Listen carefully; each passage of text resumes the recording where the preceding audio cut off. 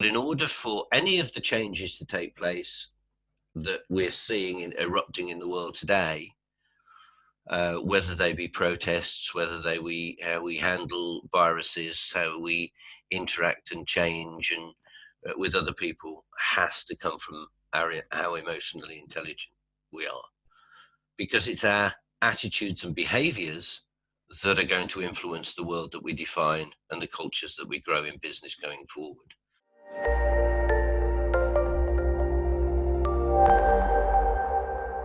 Hello and welcome back to Breakfast with Boots. I'm your host, Becca Boots, and today is the fourth part of my 10-part series where I bring on people in my network who live and breathe well-being in everything they do so that they can share with you their nuggets of gold. Now today I have Jon Treanor. Jon has a wealth of business and life experience to share with you. I know you're going to enjoy it. Jon has been in the world of business for over 40 years and been in extremely senior positions in the likes of SONY, Paramount, and Universal Studios. That's just to name a few. Now he shares his time between EI People, a company he co-founded, and his beloved yacht where he sails around the Greek islands. What a life. I hope you'll enjoy it. I know I will. Let's bring him on. Hi, Jon. Thank you so much for joining me today. For those who don't know you, would you like to introduce yourself and tell them a bit more about you? Yes, and thank you for having me on your podcast. It's lovely. A little bit about me. Well, I started life off, professional life, if you like, as a chef. So I trained as a chef, and then all my friends and mates were going out nightclubbing while I was working late at night, cooking food. And then when I finished, they were all going to bed and the nightclubs were closing. So I didn't think that was going to be a career for me, because I was missing out on girls, really, and meeting girls and doing that sort of thing. And somebody spotted that I had an approach to sales, if you like. I was always kind of unknowingly selling or good ideas about marketing food and menus and things. And somebody said, you should go into sales and marketing, but do something that you love. And I thought, I don't know what I love, really. I love films, I guess. So I targeted the film business. I started approaching the film business to try and get into films. And I was very lucky. I got into the very start of the video industry in the early 80s, and had a great career with MGM, Sony, Paramount, and Universal. And Sony actually put me through my BA, which was my degree, which was in the psychology of marketing. And as I went through the film business, I ended up senior vice president for marketing for Paramount and Universal. I did a lot of films that launched a lot of films that people would be familiar with: the Beverly Hills Cops, the Indiana Jones Crusades, and Back to the Future, Ghost, Fatal Attraction. Did a lot of the big films. Then I got kind of tired of the film business, and I've always been, for some reason, I don't know, some people call it the indigo child phenomena. Always had a vision, a bigger picture vision, and I'm an Aquarian, so I have a very sort of humanitarian streak. And I saw that the games industry, a lot of these kids were playing games, and I thought, this is going to be huge because it's going to be interactive. And I thought film was becoming too passive. Of course, film tells stories, but I thought interaction was going to be the future. So I left the film business and started my own games business, which is still going today. Unfortunately, I picked the wrong partners in that business, and unfortunately, they took over the business and threw a boardroom coup, and I lost everything. So in the early 90s, I went bankrupt, and I spent a few years feeling sorry for myself. and deciding to change my life, and did. And went and started my own consultancy where I was advising at that time, you might recall, businesses from the States and around the world wanted to get into Europe. So I was guiding people on sales and marketing approaches to launch their products into Europe. And somewhat bizarrely, I got a phone call from Oxford University. I lived in Oxford at the time, and they asked me to come in and see them. And they had a new technology that they wanted to launch, and they didn't really know how to launch it. So I did 3 months looking at this technology, which I knew nothing about, by the way, which is a computer science technology. Came out of the computer science labs at Oxford. And I wrote, and my research revealed there was a huge market for it. So I wrote a business plan. Oxford University accepted my plan and my terms, which were quite interesting. And I went on to build that company, which was called Soloxica, from me and a scientist and a couple of computer programmers to just over 300 people in 5 countries within 3 years. Raised over 200 million, and went from there, really. And it was going incredibly well. I was raising the last 25 million when, and we just closed the round on September the 8th. And then on the 11th, the planes hit the towers. Yeah. So that changed everything. We were about to float on the stock exchange. The company was valued at, I think it was 280 million. I had a significant share. I had a 20% stake in that business. The planes hit. It went from 20 odd million to 2 million within 3 months. And then within 6 months, the share price had gone down and it was worth a couple of $100,000, which, it's just the way of the world. But I sort of thought I'd got to go away and think about this. So I left and I went off to a friend. Fortunately, I had a friend in the Caribbean, and I went and stayed with him for a month and thought about what I was going to do. And I was being contacted by quite a few other universities. Oh, it's worth saying that the success of Soloxica resulted in me becoming Entrepreneur of the Year for Ernst & Young in 2002. I did a bit of a roadshow for them because everybody wanted to know how to turn their lead into gold.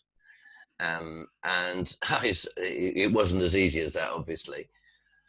But universities started to contact me, and people with IP started to contact me and say, could you do the same thing for our technology? So I set up Conduit Partners in 2002, which was a consultancy to help technology transfer into the world from a commercial point of view.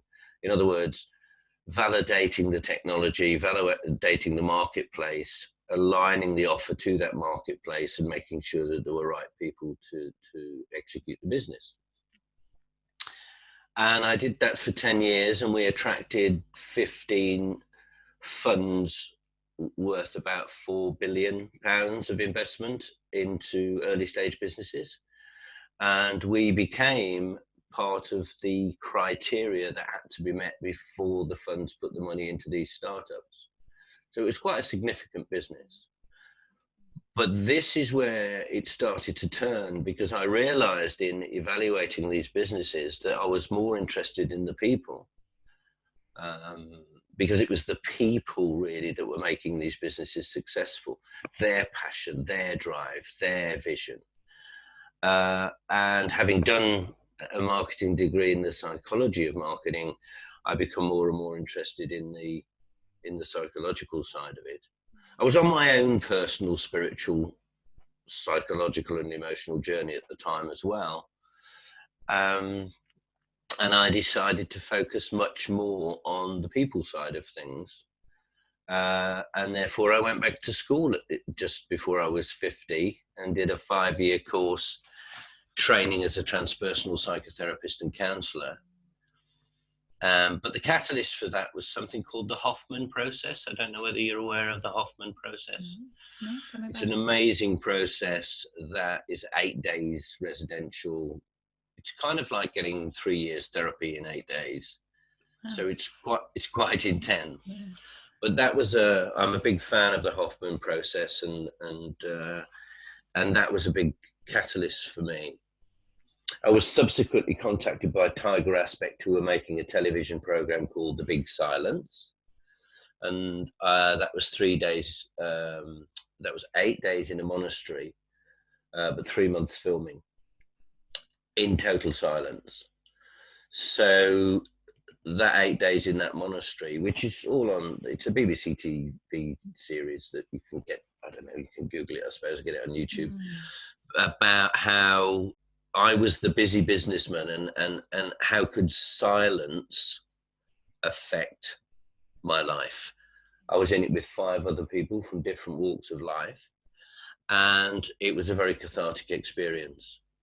So then went on to become a transpersonal psychotherapist, and I then started private practice.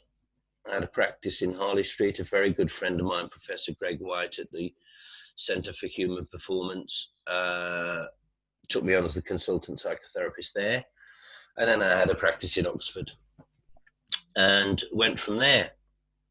Meanwhile, I was getting older and I was getting wiser, and I was reflecting on my life as a result of that. I'd always had a passion for sailing and had taken my skippers and then my yachtmaster qualifications. And I thought, that's it. I'm just going to sell everything and buy a boat and go. And I did. And I bought a boat in Turkey and I sailed the Aegean and for 2 years, visiting 50 odd islands in Greece.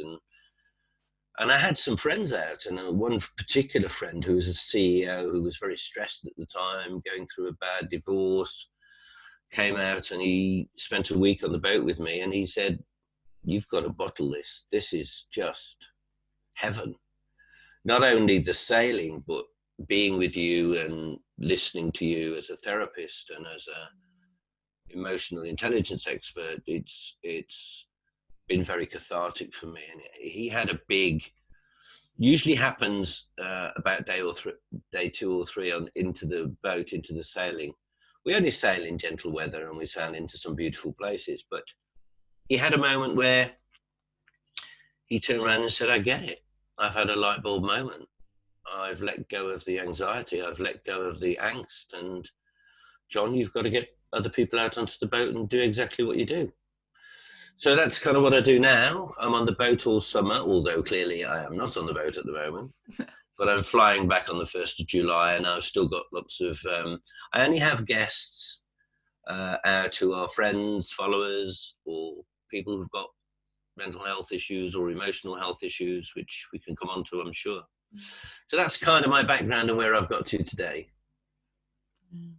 What a story. I'm going to listen for ages. That sounds, we've talked about your yacht experience and your story to now, but yeah, I loved it. Thank you so much for sharing that with me.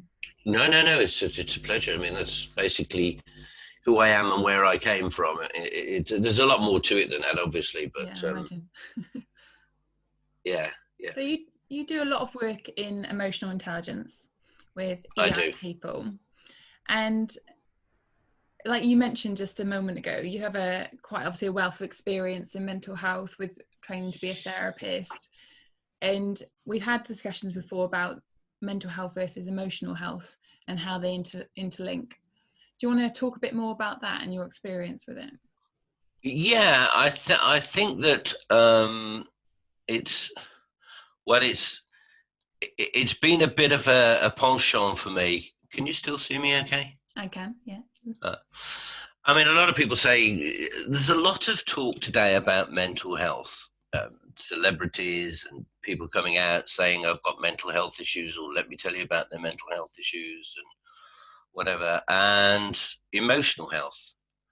And many people have heard the terms mental health and emotional health, and they can, of course, be used interchangeably.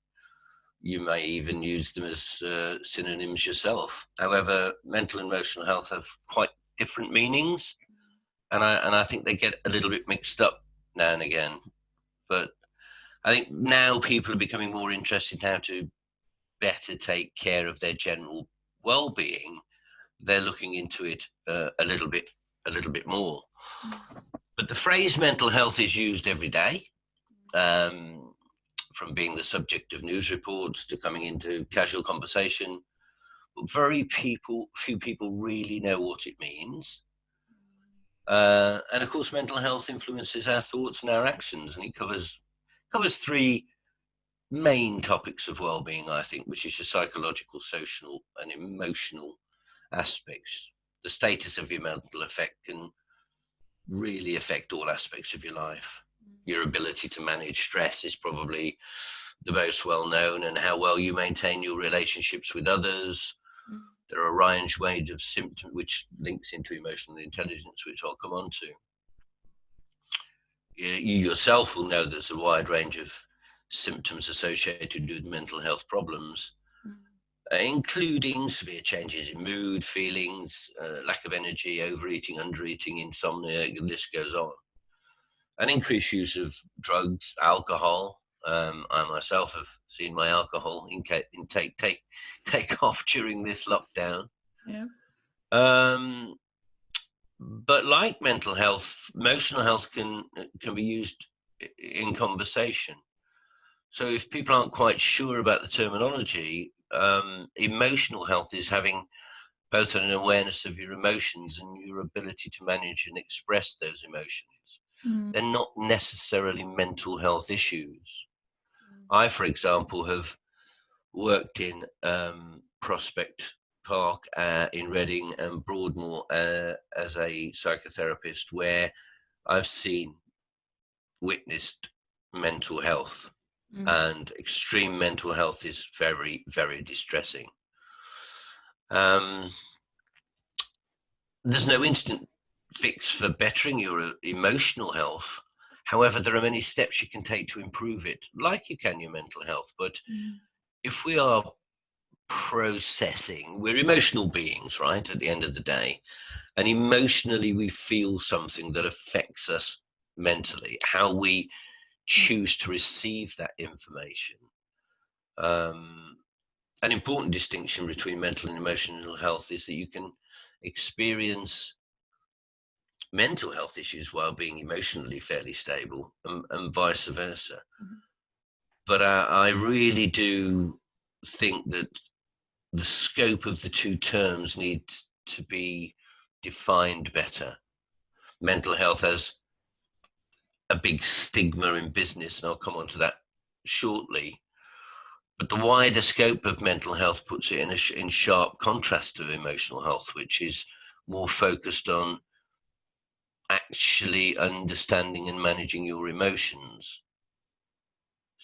Probably the simplest way I could put it is, I feel is emotional, whereas I think is mental, if that makes sense. Okay. So it's the difference really between emotional and physical, emotional and mental approaches to how we are responding to the world and interpreting the world. So the brain comes up with a number of messages. They're interpreted through our emotions.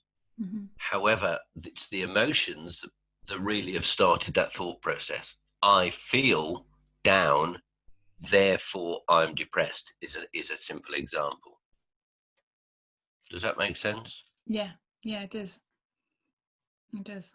So do you see a lot of, in your therapist world, do you see a lot of where people come to you feeling that they have mental ill health, but actually it's just emotional health issues that you need to work on? Yeah, I think mental health is how well our mind processes and understands the information it's experiencing getting from the world, from the news, from the other people, and from our experiences.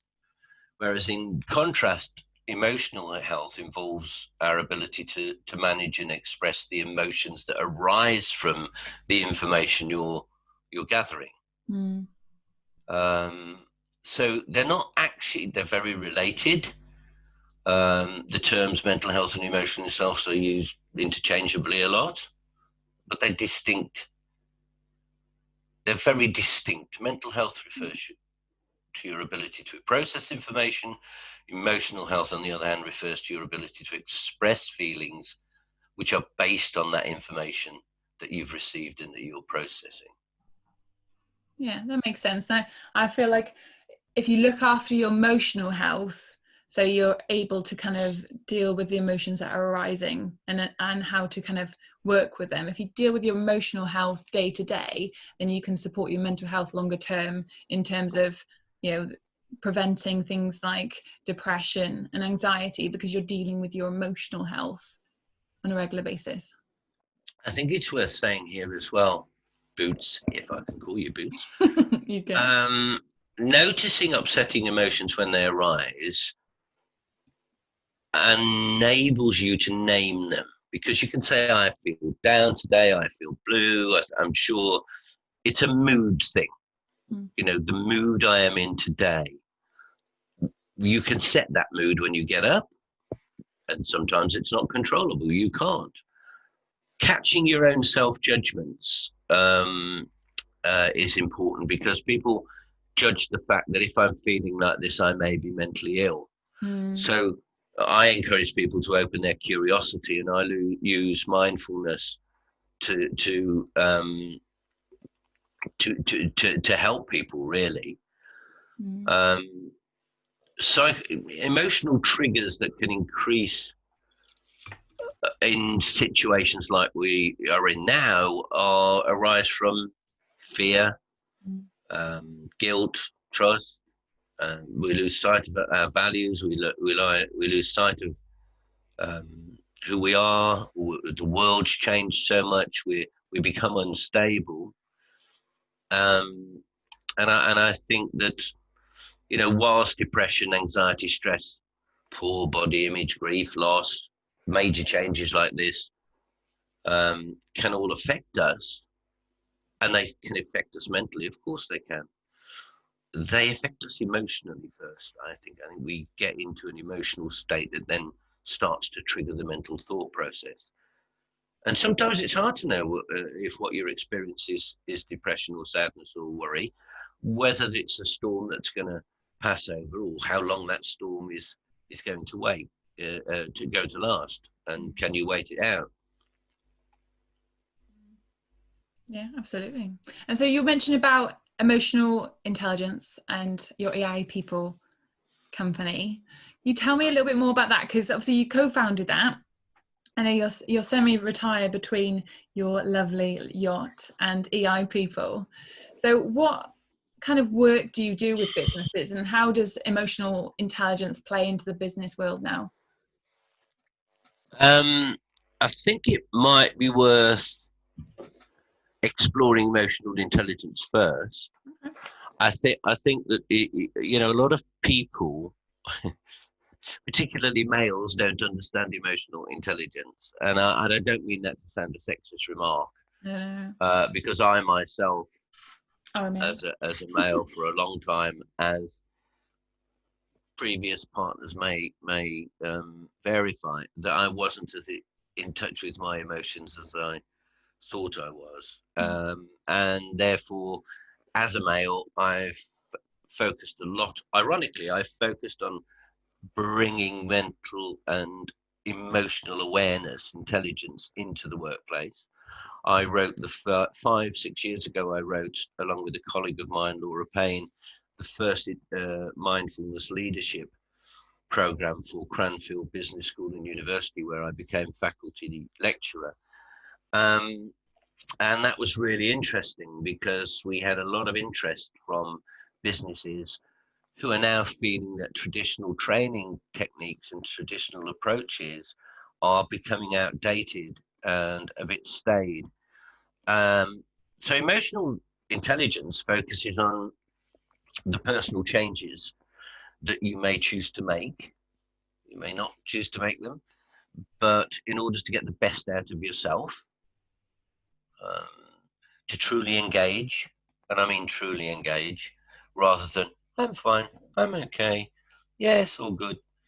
But you can use that to inspire yourself and inspire other people, and motivate them in the workplace. I'll come on to EI people in a moment, but so there's two aspects to emotional intelligence. I think it's worthwhile giving your listeners an overview of its personal intelligence. First of all, being effective at going on what's going on inside of you, being able to tune into yourself. I studied at Oxford University under Mark. His name forget his name now. Mark Williams, yeah, who wrote How to Peace in a Frantic World, who is a wonderful man, and I became very close to Mark.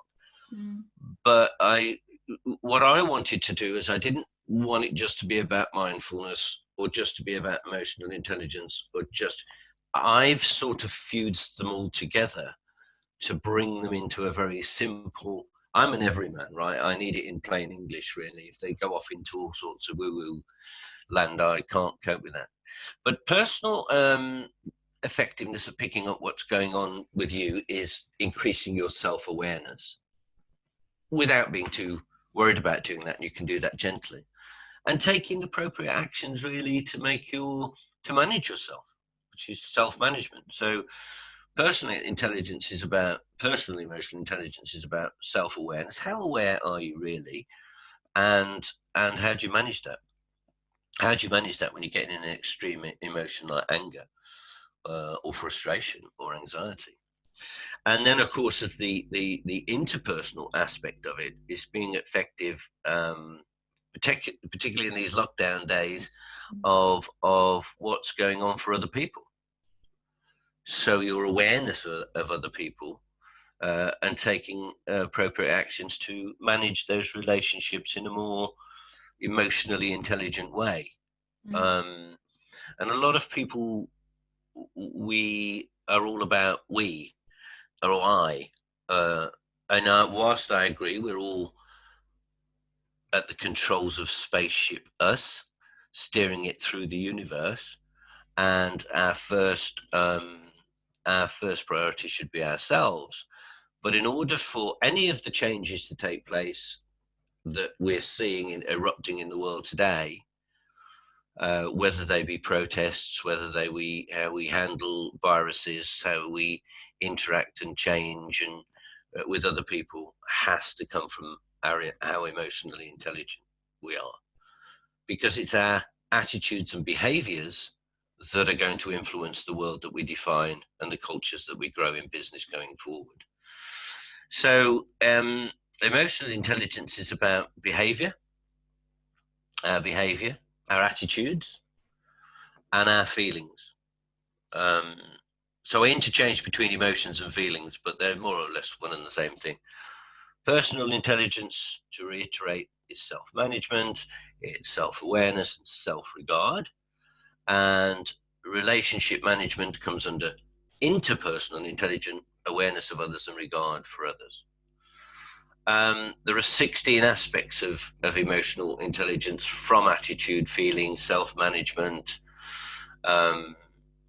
relationship management. How balanced is your outlook? How do you handle conflict? How do you control yourself? Are you dependent, independent, over-dependent? Emotional intelligence can be changed. Our personalities can't really be changed, but emotionally, our attitude towards our behavior is really important. And so that's really key. And that's where emotional intelligence comes into play. And I think that ultimately, I mean, I've been doing emotional intelligence in business now for 15 years. I also do personal profiles for people and personal debriefs for people. But in how flexible are you?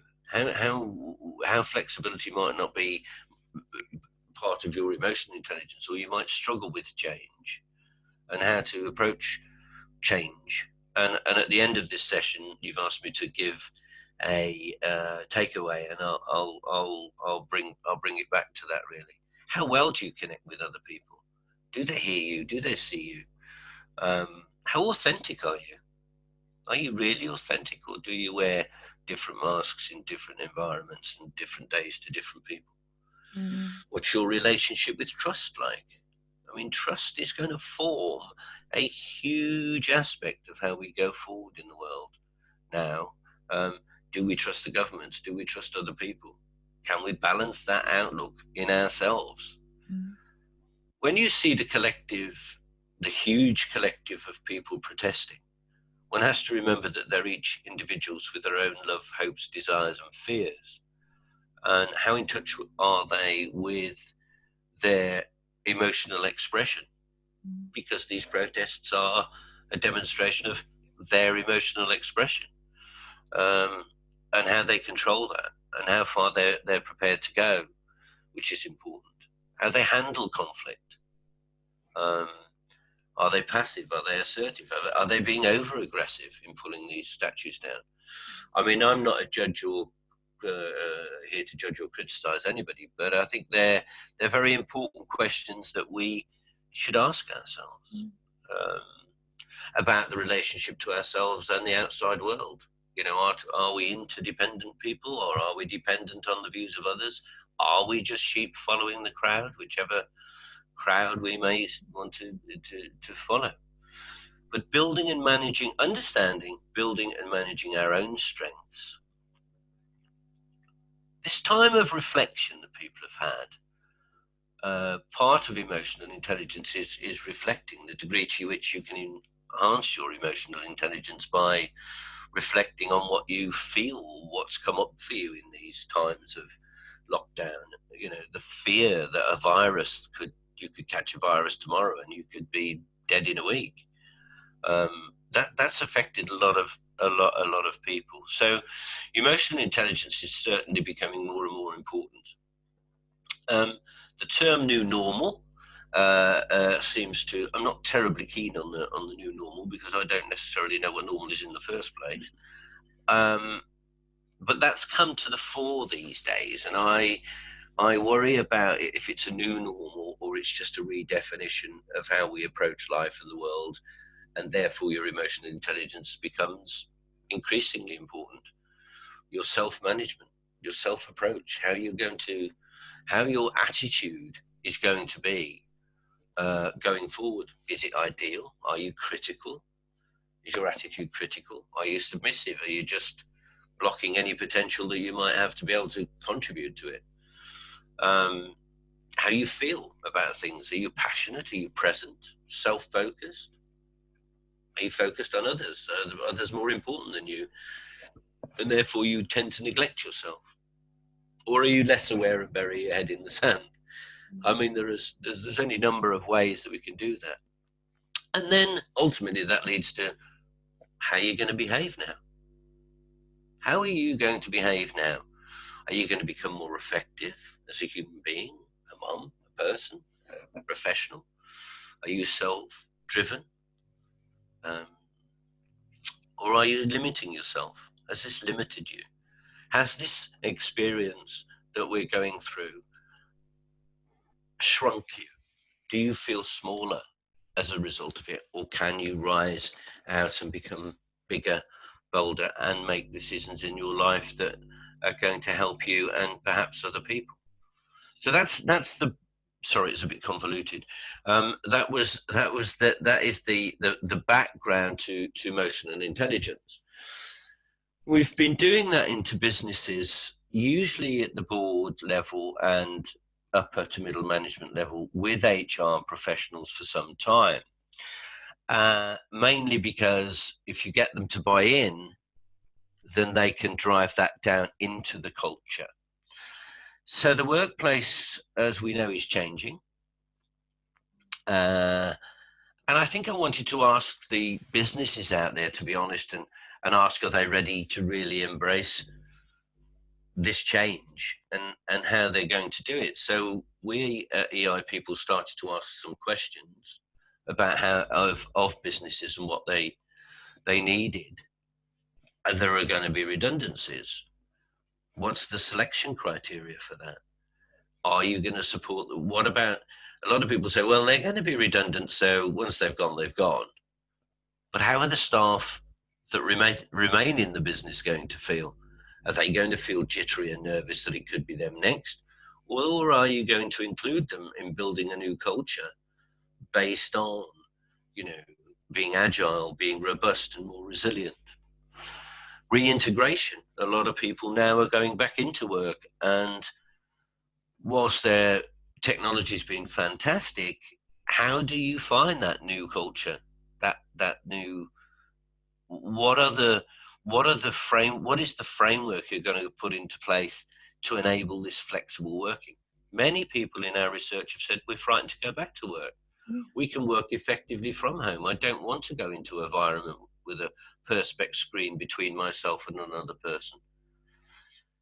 And that threw up a very interesting concept, and that was that a lot of senior people were getting nervous about how are we going to measure and develop these people? How are we going to know that, Rebecca is working from home from 8:30 in the morning till 7:30 at night? How do we know she's not tending her tomatoes at 9:30 and started to work at 10 and then watching Netflix at 5? We don't know. And therefore, what's that going to do to productivity? So I have to bring in the economic aspect of this, which is productivity.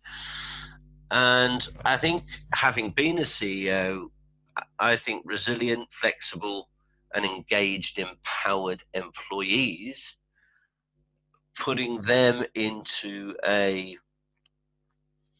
under a compelling vision that they're included in and they do form it together is hugely important. There's an interesting report that came out just a few weeks ago, the Mercer report 2020. And one of the things that stuck out to me, I've got the reference here. Executives believe that only 5% of their current workforce is adaptable to new world of work. This underrepresents the fact that 78% of employees are ready to reskill and reapproach work in a different way. They're huge. So as a CEO, I've got 78% of my workforce saying, we want to see things differently. We want to do things differently. We want to be involved. And I think cultures have been existing, or old legacy cultures have been fractured by this economically and productively by this virus. And I think they've got to develop. A lot of people are talking about we need to develop a more resilient, engaged culture. So EI people are specialists like myself in emotional intelligence or psychology that have had experience in business to help develop, going into companies to help develop new climates out of this, turning adversity into opportunity, really. Changing old attitudes and behaviors, developing a continuous best-in-class people development process. Often people development processes in the past have failed because people would go on a course for a week or two and come back with their manual and come into the office, and if it was the boss, he'd open it up and say, right, we're going to be doing things differently now. It petered out after a month or two. Nothing was ever followed up. So EI people are focused on several key things, and continuity is one of them. Monitoring and measuring and supporting staff during that process is going to be important, which is where mental health first aid comes in. Fostering an environment of continuous awareness and improvement. Emotional intelligence comes into play, which will all result in increasing productivity, really, which is what businesses are for. Let's not hide behind the fact that they're productive commercial entities, but through solid people engagement, supporting them with mental health, first aid, supporting them with tools that they can implement is important. So EIP is really set up to collaborate with companies to introduce powerful new ways to engage the workforce effectively and efficiently. And I think the time's now to change and improve your company climate. how quickly can your staff embrace this new business is going to depend on how you approach it yourself as a business. And for many, new boundaries, new ways of working present personal challenges. And companies aren't equipped to deal with that. So organizations like EI People and your organization are going to be essential as maybe even temporary assistance to help people through these early engagements. The key thing about EI People was that we realized that not many people will embrace change easily. They're going to need mental and emotional support, and ensure that your managers are empowered to be able to cope with that and lead. My word, we've seen the lack of leadership ability or inability over these last few months. And how are you going to reskill them and find new ways for them and you to thrive? So the EIP team really show how we going in a 3-phase approach. How has the crisis affected your people really? Which gives the CEO and the senior staff real visibility, HR real visibility with what's going on, and that's done through an online survey that we put out there. Which then, once they've got that visibility, they can then choose ways to help stabilize that workforce and to get it to really, they can see what's going on. It's either a fear-based culture that's resulted in it, or a willingness, as I said in the stats earlier, to want to change. And therefore it falls upon that company to provide a mechanism to be able for those people to change. So we help them rapidly identify which are the people that are flexible, which are the people who are more resilient, which are the people that you can lean on to drive this change. And all we do is bring along expertise, resource, experience to help in make those decisions. But unlike a consultancy that comes in for a couple of months, going back to the point I made earlier, we are very, very focused on continuity. So the two big offers that we offer are, one, we will come in and do this with you. We will work with you. We'll sit down and understand what your challenges are, and we will provide solutions for you to help you overcome that from our expertise, psychological, emotional, mental approach to it. And then we'll develop an effective response that you can sell to the staff, which is based on a positive intervention of, this is how we're going to develop you and help you to cope with this.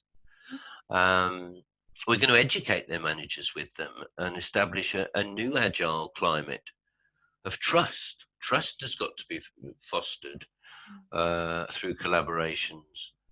We've got to ask employees what their attitudes and behaviors are now and help them to change them. And that's where emotional intelligence comes in. At first, we found resistance. The first port of resistance was, we can't afford this sort of intervention from experts like you. It's going to be really expensive. So what we've done is we've combined our skill sets, and we've developed an emotional intelligence as a service intervention, whereby we come in on a yearly contract and we measure the climate at the beginning, understand how the leaders are performing and how the staff are feeling.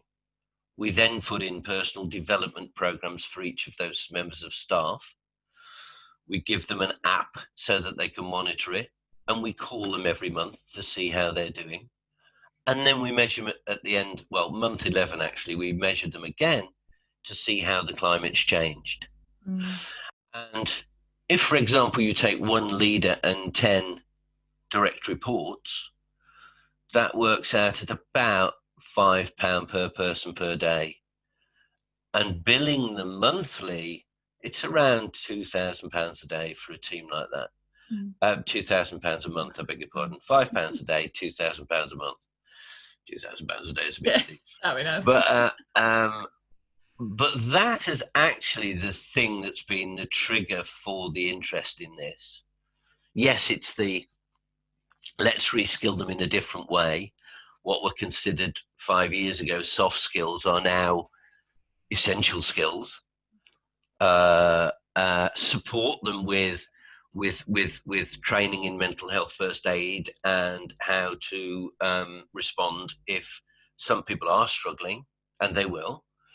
But them having the app and us phoning them every month, we can get yellow or red flags very early to say, oh, we're a bit worried about Simon or Dave or Rebecca or Linda.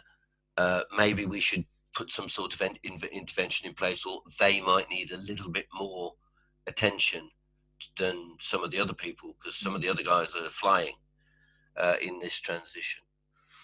But the future has got to be a resilient, flexible business culture. I don't think that's done by short-term interventions. I think they have to have a longer-term visions that are effective, positive climate where people, the old climate of motivation by fear, I think has had its day. And I think our continuous engagement process to personal and leadership development is cost effective, because how can you say, well, we're having all this expertise come in and you're contacting them weekly and you're measuring at the beginning and measuring and we can stay on track. We can focus on doing the day-to-day operation of the business while you work with our HR department and look after the people. We're able to measure, develop, reassess, assess, give them warnings, especially in companies with in excess of 200 people with 2 or 3 HR people. They're often snowed under by admin, let alone anything else. So it's based on 20 years research. It's robust. One of the things I'm keen to talk to you about as well is, the mental health first aid element, to have that not just as triage. I think the days of triage are over. I think it's got to be woven into the new culture. Yeah. It's got to become as much as part of the culture as lunchtime, as assessments. Your annual appraisal and your annual assessment should how are you emotionally, how are you mentally, should form part of that. You need to be able to deal with the answers to it as well, don't they? Not just be able to ask the questions, but what comes out of that, they need to be able to take forward and deal with it. Yeah, and I think at the end of the day, one of the reasons I'm thinking about the aspect of emotional intelligence that's really important is it's proven. I know it works. I've seen people change phenomenally. Our value proposition is, let's find out what's going on there. Let's show you how best we can help form the right psychological, mental and emotional approach for you. Let's do that in conjunction with you. Let's get the staff bought in, because it's a personal development and team development approach. And we're going to support them every month. We're going to ring them. We're going to put mental health first aid aspects behind it. And it's only going to cost you £5 a day per person. Well, it's fairly compelling, really. We're getting some quite good responses to it. And I think with each member of your staff getting direct development support, I don't see how people cannot embrace it. There will be those who won't, of course. We'll do it our way. Do it our way, and that's fine. And that's fine too. But without experts in mental health like you, without emotional intelligence support, and without the resource of people who can sit down. I mean, for example, in our program, everybody receives a 32-page emotional intelligence profile. They then have an hour to an hour and a half debrief, one-to-one, with somebody like me to interpret that. And from the aspects of that profile, we help them build their strengths and use those strengths in a positive way in the business. and the development areas that they need to, I don't like the word weaknesses, the development areas that they need to focus on form part of their personal plan. So they feel, oh, I'm engaged. Yeah, I've always had a bit of an issue with trust, really. And as specialists, we can help them through that. Or I've had a bit of an issue with flexibility. I'm not really flexible, and I like the old ways of doing things because they're safe for me. Well, those safety, they're not there anymore. So how are they going to cope? You know, how are those people going to cope? So that's the EI people side of it, which has kind of become a passion, kept me away from my boat. It wasn't just that, but there was a little thing called the virus that kept me away from my boat as well. But that's EI people. Brilliant. Sounds awesome. That's the thing. I come from the banking world, and that world is, as you know, it's like emotions are not a natural thing that you bring into the banking world. And when I came into that world, I was far more emotionally led, and by the time I came out of the banking world, I was a lot more stoic with my emotions, and that had good parts to it where I was able to kind of control them and where I wanted to, but also had bits where you just not able to express the way you want to. No, and that's the key, and that's the key for me. I mean, my first book, Fear, Masks and Shadows, is a journey really on how and why we sabotage ourselves and how we hide behind those masks and not really answer the question, well, who are you really, and how do I really want to show up into the world? I'm not plugging the book, but I kind of am, and if that's allowed. But I think that we all need to answer that question for ourselves. It's probably the only question that ever really matters, and that's, who are you, and how are you going to show up in the world? What formed me today, and what changes do I need to make in my attitude in order that I behave in a different way? And I think if anything comes out of this dreadful time that we've been in, it's how differently am I going to behave now? Am I going to go out in the world and behave the way I was? Or am I actually going to become a beacon of hope myself and be more positive? And I think we'll all come out treasuring the preciousness that life is more. I think we've realized our own mortality, or we've, to use a term, sailing term, we've sailed a bit close to the wind. And when you sail close to the wind, a number of things happen, but it can be a bit scary, because I think it's a dreadful thing to have happened, but I think the planet has breathed, and we've breathed as a human race. And I think that's really important. The thing now is, how are we going to respond and react to that? And that's your choice. I like that. Gave me goosebumps. It's very empowering. I like that. And I think along with realizing your mortality, I think it's definitely, for me, it's made me appreciate people so much more, because where I've previously thought, oh, I'm really busy, I'm really involved in what I'm doing, I'll be able to see you when I need to see you, and have taken that for granted, that I can always see the people in my life when I need to, and suddenly I can't. And it's definitely brought that to light a lot more. I don't think we ever really you never really value freedom until you don't have it. And I think that once you don't have the freedom to do the things that you would normally do intuitively and instinctively, I'm just nipping down the shops, I'm just going to see so-and-so. What about meeting up next weekend? All taken off, all taken away. And I think that how we respond to that's going to be really interesting. I think two things will happen. One, people will, and they're already starting to, come on, we're going to hold a Barbie, we'll be 2 meters apart, and let's get back to the old way of thinking. But your point about I'm viewing people differently. I think people will see people in different ways. They'll either go, keep away from me. I've got my own now meter distance invisible wall that you ain't going to breach. And, or come here, give us a hug. You know, you've been isolated. You know, there's going to be a real mix of emotions and a real mix of responses to this. And I'm a very tactile, passionate, huggy person. And I think that I'm going to struggle with constant 2 meter distances. But you are going to, but that again will trigger emotions and how we're going to respond if we're rejected or accepted. Two camps will form. I think that there will be those that go, don't come near me.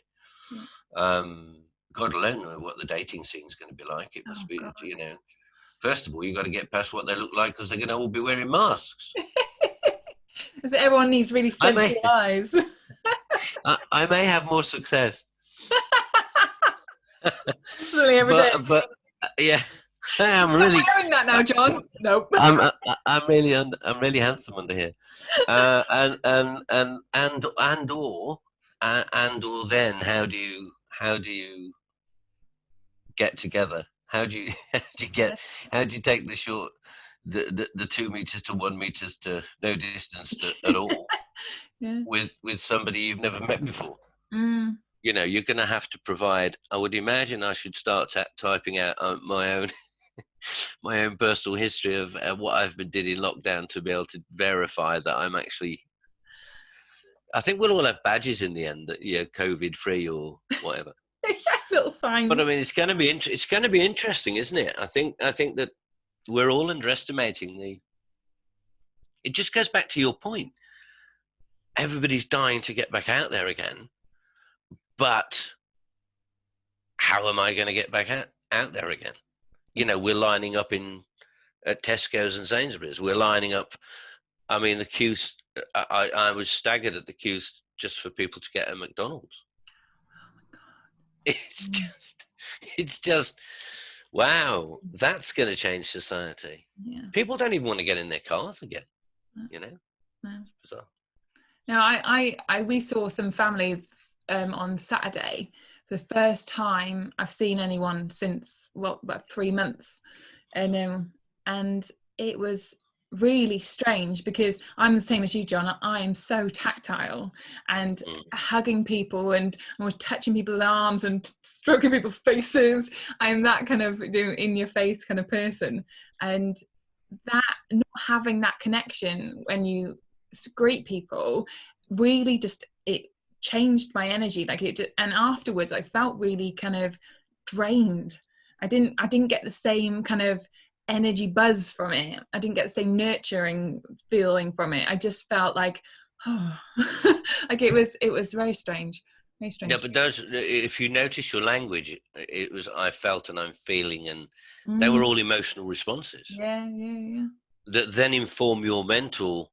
Well, is it me? Is it them? What's my attitude going to be going forward? How am I going to behave? What am I? One thing we haven't touched on is boundaries. You know, how are boundaries? I mean, I know as a psychotherapist that when I lay out my boundaries to clients, they can react in very different ways. And often they will nod their head and say, yes, I understand your boundaries and thank you for making them clear. And everybody understands boundaries, but they don't like them because boundaries are fences. Yeah. And nobody likes to be fenced in, or nobody, you know, everybody tests those boundaries. How firm are they? Are they flexible, or are they, you know, big steel barriers? So emotional intelligence is becoming more and more important in the world. Never before. When I first started doing emotional intelligence in business, it was very, very difficult. It was difficult to introduce it into business because business, unfortunately, mainly dominated by men. HR usually dominated by females, got it and embraced it. But I think more and more CEOs now and managing directors are struggling and they're looking for new ways and new approaches. And I guess with EI people, what we're trying to do is just walk alongside them and say, hey, we're here for a while. Let's do this together. We can't be here forever, but perhaps we can have an effect on your people, maybe even train your people, ambassadors and champions within your organization to take that forward. More continuity then. Yeah. So how are we doing for time and your questions? Oh, we are. What time are we at? 10:12. That has flown by. Okay, let me have a look. So going back to emotional intelligence and emotional health at the moment, especially with COVID, what are the things people can do, so both employees themselves but also businesses, what can they put in, like implement into the business straight away to make the most, kind of have the most effect on emotional health? A responsibility was the first word that came into my head. Personal responsibility, helping people understand personal responsibility. So going back to what I said about EI people, the first thing we do is we go in and we get all the people involved in our program, in the program, to go online and fill in a couple of questionnaires. That gives us and the company real visibility as to what's going on in there. How are they really feeling? Because initially they'll go, fine, yeah, no, I've enjoyed the time off, glad to be back, whatever it is. But what's really going on there? What climate is really being created by leader A, leader B, leader C? This isn't for critical purposes. This is for understanding. Let's get transparency. So the first thing they can do is to be honest. I think it's about being honest and taking responsibility for our own feelings and our own part in what is and what might become. That's probably the first step. But let's really understand it. I'm nervous that a lot of businesses will try and guess it. I'm guessing they're this and I'm guessing them that. Or they'll dictate it. We're going to do this and we're going to do that because we've had a board meeting and this is the way we're going to do it going forward. And I think that if they go into that excluding type language again, and they're not encouraging people to be responsible, if they're not engaging the staff and not empowering the staff, I think they're going to slip back into the old ways. So insist. I mean, you've got a lot of things on your side as an employee now. Insist that you want some guidance and some framework and some development, some support. And I think the fear of asking for support and assistance has gone now. I think people do need it. You know, I think that we all need it. I've got a therapist. I've got a supervisor. You know, I'm 65 years of age and I still rely on people who can give me clarity and vision. You know, who mentors the mentor, who coaches the coach, who manages the managing director. The chief executive officer isn't exempt. He or she is a human being as well. They're going to have their fears. They're the people holding the tiller. Sorry about the sailing metaphors, but they're steering the ship. They've got to know they're going in the right direction, and that the crew's on board, and the crew will know what their responsibilities are. So that I think is the first thing.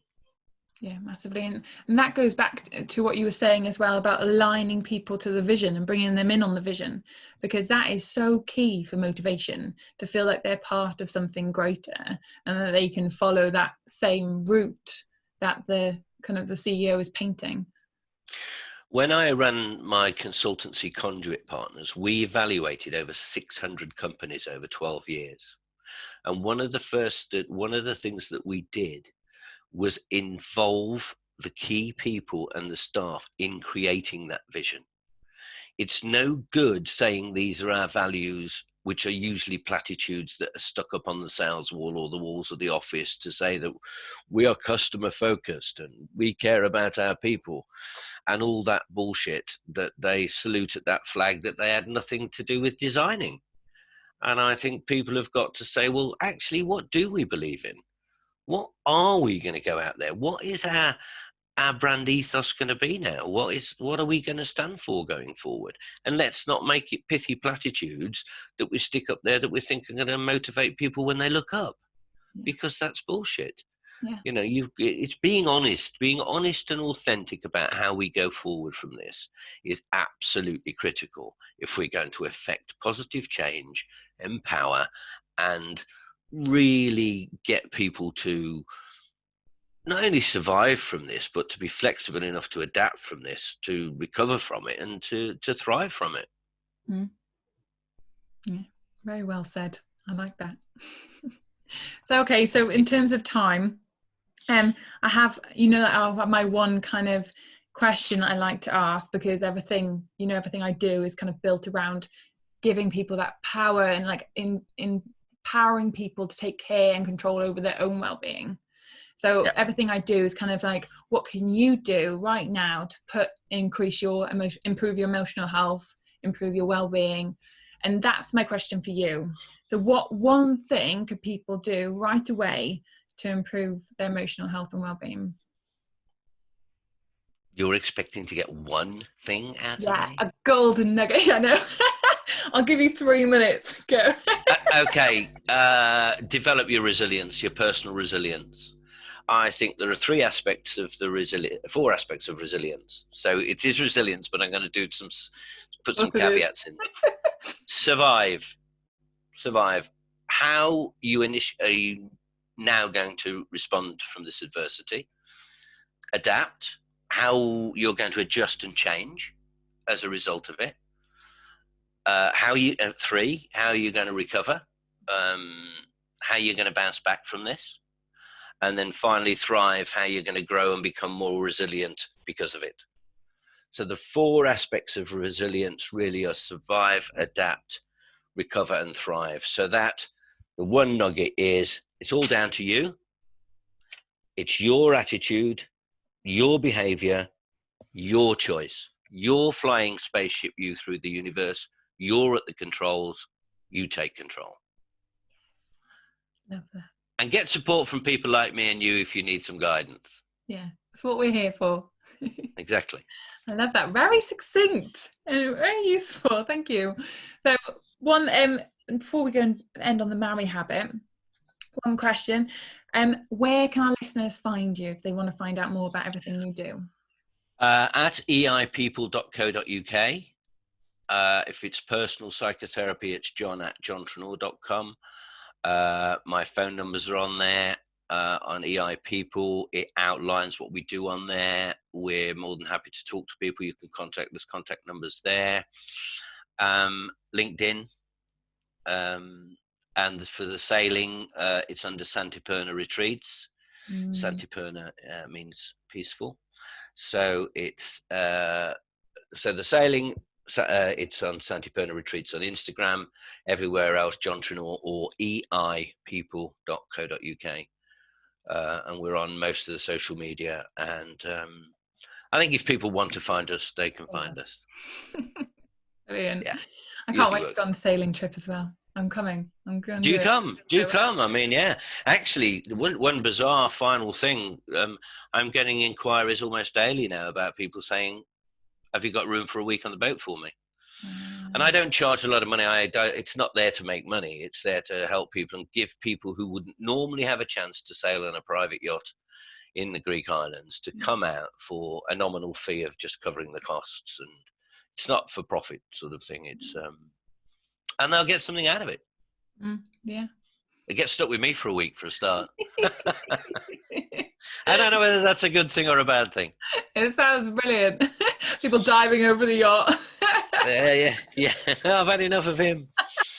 No, I don't. I would put that. I don't force my beliefs or philosophies on anybody. I encourage them to find their own beliefs and philosophies. I found mine. Oh, and finally, and you can read all about that in a book called Fear, Masks and Shadows, which should be published in the next few weeks. Yes. Thank you, John. I'll put that all in the link below for everyone as well. I hope it's been useful. It really has. Thank you so much. I think we could do probably about 3 podcasts on everything. So barely touched the surface of what I wanted to cover. No, thank you It's so funny much. you say that. I belong to a club in London called Home House. It's a private members club, and I've run a 4 series of Zoom, and the audience is usually to 50 to 60 people on a Saturday morning, and the program has been called How to Learn from Adversity. And I've done one on mindfulness, one on emotional intelligence, one on resilience, and one on empathy. Oh, brilliant. So just 1 hour session. Is that the link you sent me on LinkedIn? I think I did send it you, yeah, but I can put that in the show. If you can't find it, let me know. Yeah, the one on LinkedIn, yeah, I did, yeah. Yeah. Okay, good. Brilliant. So and before we go, are you ready to do the Maui habit? Yes. Brilliant. Okay, so I want you to relax. Everyone close their eyes. Roll your shoulders back and take a deep breath. Your feet firmly planted on the floor. And say, today is going to be a great day. Today is going to be a great day. Brilliant. It sounds like a radio voice when you say it. It's wonderful. Oh, is it? Yeah. I don't know how my voice comes along. I hate hearing my own voice. Thank you. Blessings. Have a great day. And I mean it. And thank you to your listeners. Bye-bye. See you soon. Bye. Bye-bye.